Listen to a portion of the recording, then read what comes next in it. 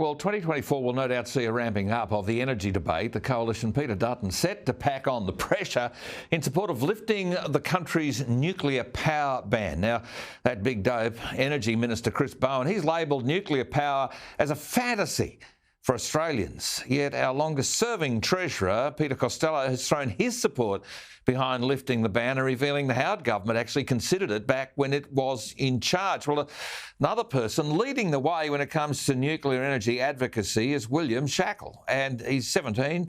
He's the founder of Nuclear for Australia, and he joins me. William, well done. You've started a petition to legalise nuclear energy. How's the petition going today?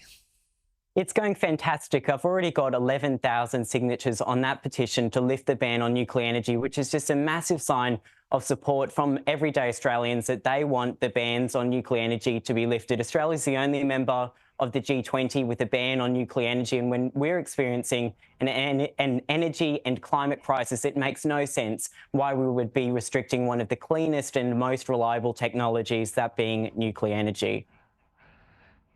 No, well done to you. The COP28 summit, you were there a few weeks ago, and it saw a major backing of nuclear energy as a key solution to reach net zero, with more than 20 countries signing a pledge to triple nuclear power by 2050, but Australia wasn't one of them. I mean, that's super embarrassing, isn't it?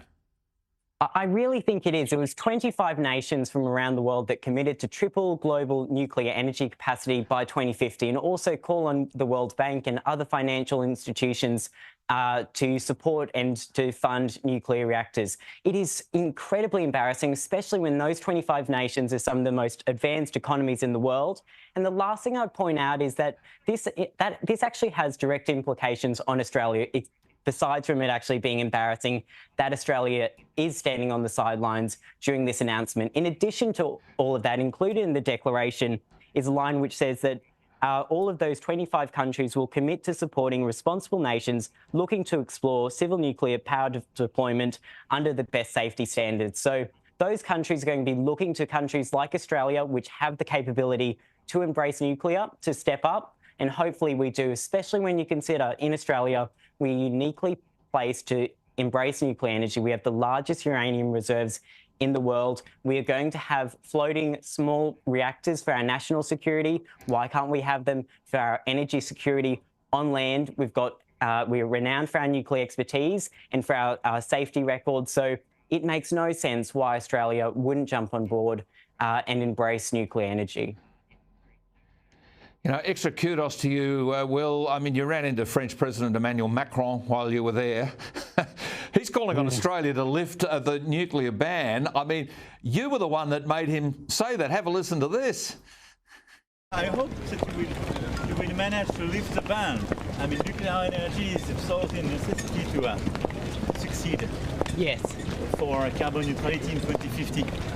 Most certainly. I mean, now it's with the control of international to make agency and with the best possible regulation. I think this is a fair and a good decision to relaunch nuclear capacities. I mean, William, that's taking advocacy to a world leader. You changed the news cycle here. So what are you planning for the year ahead? How are you going to make a difference? Well, we've got huge plans. We're going to be launching Nuclear for Australia properly to become the most prominent nuclear campaign in this country, so we can fight organisations that are working against nuclear energy, whether that be Greenpeace, who are absolutely loaded. So we're going to be fighting for nuclear energy, and I encourage all of your viewers to sign our petition at nuclearforaustralia.com/petition to help join in this fight so we can keep the momentum up and take on, build pressure for the government to lift the ban on nuclear energy.